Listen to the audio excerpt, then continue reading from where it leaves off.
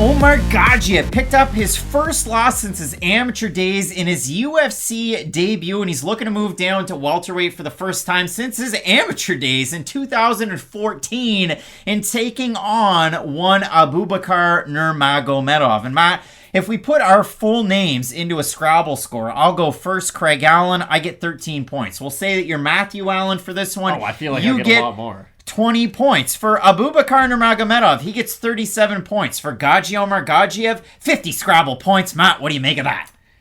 I would not want to play against either one of these gentlemen if they use their own names. But Matt, when we do look at the matchup coming up this weekend and we focus more on Omargadzhiev, who's training out of MMA Factory, bet you didn't know that one, with Fernand Lopez, who's going to be all the talk of the town coming up this weekend.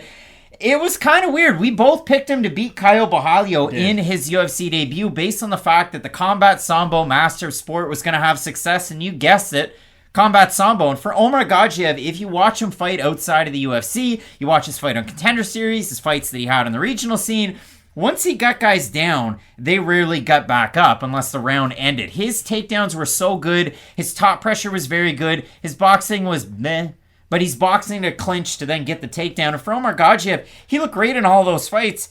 Against Borralho, he couldn't get back up off the mat at all. So weird. And I was really surprised to see that. Now, we do see a lot of grapplers at the UFC level be really good offensively, for instance, with the wrestling, but defensively, they will still struggle against the other high-level wrestlers. Normally, though, once the fight hits the mat, other than like Sarah McMahon, who just really struggles off her back, but is also really good in the top position, most people who are really good in the top position can also have success grappling off their back. Now, to be fair, Borralho is a really good grappler, a really good fighter in his own right. And he's on this card. Exactly. We're going to talk a lot more about him in the future, but I definitely thought Omargadzhiev was going to have more success in those areas where kind of the Venn diagram would have them both, if you will. And I really think this fight against Abubakar Nurmagomedov is going to be an interesting one for Omargadzhiev, because if he can get him down and actually control Nurmagomedov, that's going to be a real nice surprise for everybody involved, because I know how surprised we both were with Abubakar after his last performance against Jared Gooden.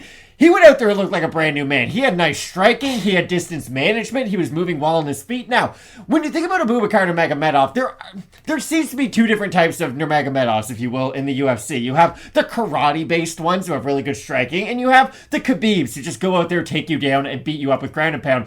Abubakar at one point was more cut from the Khabib cloth. He was much more grappling oriented, but he has made those advancements with his striking, and I think that's going to be really interesting to see if he can continue to build on the success he had his last time out there against a guy like Omargadzhiev. Because if you focus on it for Abubakar Nurmagomedov, International Master of Sport in Combat Sambo, and the craziest part when I did the deep dive for this fight, and I'm watching the tape, and I'm looking at the odds for all these fights, I'm going to give you real numbers for Abubakar Nurmagomedov with World Series, with PFL, and then in the UFC as far as what was he like when he was matched up and given odds. So World Series debut against Moreno, minus 800. Matthew Franku, minus 450. He's taken on Hawad, minus 385. Pavel Kusha, that he lost to, but he fought against him while in Combat Sambo they went against each other. Minus 1420 was Nurmagomedov, and he lost that fight. Against Weston, minus 740. Against David Zavada in his UFC debut, minus 315. Gets the takedown, gets submitted by triangle. And then against Gooden, minus 220. So Nurmagomedov is typically a giant favorite in the majority of his fights. And if you go back, regional scene, World Series, PFL, UFC, Nurmagomedov is a takedown machine. Even in his fight against Magomed Mustafayev, he's working the takedown in the Sochi Cup. He gets the takedown 2 or 3 times. He gets it twice. He goes for the third one. Spinning back fist, cuts him. The referee sees it. End of the fight. TKO loss due to the cut. But for Nurmagomedov, great takedowns, great top pressure, great control. And then all of a sudden, his last fight against Jared Gooden, it was okay. Gooden's a good striker. Nurmagomedov is good at the takedowns. Nurmagomedov is going to take down Gooden. Gooden walked around the cage with his hands down by his waist. Yeah. And Nurmagomedov doubled up, tripled up on the jab, switched stances and threw powerful hooks from both hands. He would throw knees up through and uppercuts. Nurmagomedov looked like a leveled up guy. And not like, okay, this is a 23-year-old that's found a new wrinkle to his game. This guy's over 30. I love what I saw out of Nurmagomedov his last time out.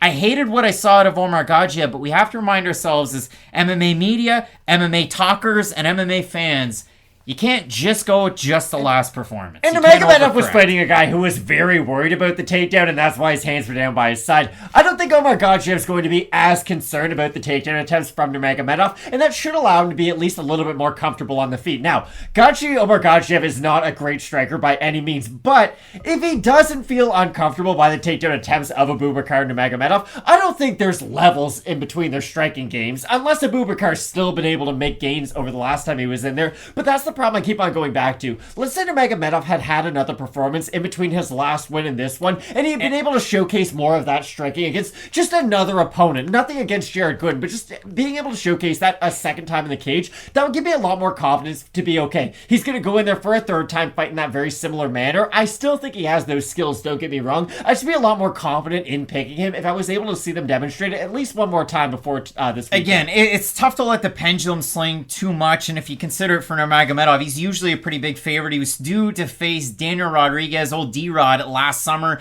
He was out of that matchup. Earlier on this summer, he was supposed to take on Phil Rowe. He was also out of that matchup. And for Omargadzhiev, his last fight, maybe he should have won it due to DQ because it was an illegal knee by Caio Borralho as Gadzhi was trying to post up and stand back up. I always go back. Michael Bisping poked Alan Belcher in the eye when they fought, and it was a technical decision afterwards. Should he have been disqualified? Well, maybe. It is an illegal technique, but there is precedent for this, and it's happened a lot in the UFC. It was the same night as Martin Budai and Chris Barnett where he had the illegal strike to the back of the head that ended up as a technical decision. So when we look at the odds in the matchup, Omargadzhiev came in as the underdog, still about there at a plus 150. You have Nurmagomedov minus 175, the favorite. We have a look at the Tapology votes, Matt. Surprised us there to you, but again, as I talk about pendulum swinging, I know what MMA's like. I'm going to say over under 72.5% Nurmagomedov. I think it'll be under. It's going to be under? Oh my goodness.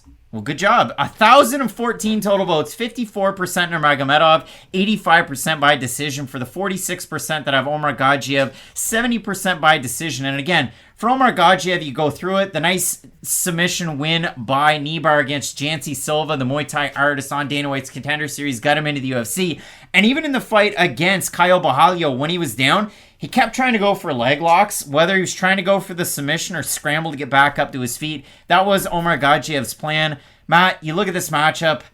I've got Abubakar Nurmagomedov here. I think he's better in the striking because Omargadzhiev isn't bad. He has a nice long jab. He's got some pop at the end of his shots, but I do see Nurmagomedov as having the better striking. And when it comes to the fight on the mat, I think Nurmagomedov's got a little bit more of a step on Omargadzhiev. But again, the red flag here is don't let the pendulum swing too much, and tune into Question Mark Kicks on Saturday because Omargadzhiev hasn't fought at welterweight since 2014 when he was an amateur, but he wasn't winning those fights at welterweight. He was winning them up at middleweight. So I want to see what Omargadzhiev looks like given the weight cut here. I also have Abubakar Nurmagomedov, mainly for his footwork on the feet to go along with his striking. Not only do I think he has the striking advantage, but he does seem to move quite a bit more effectively in that striking range. He's not someone who just has awkward movements on the feet. He can make really good defensive movements moving backwards and forwards. I think that's going to be real key in this matchup. So I agree with you. I've also got Nurmagomedov. Both of us going with Abubakar Nurmagomedov to get the win. Let us know whose Scrabble score completes your win down below in the comments section. We get some big time fights on this card, including the bantamweight title on the line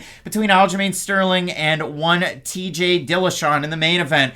Holy smokes, Charles Oliveira, Islam Makhachev. You're not going to want to miss. Keep it locked in with Fight Night Picks, we always say. Let's get into it.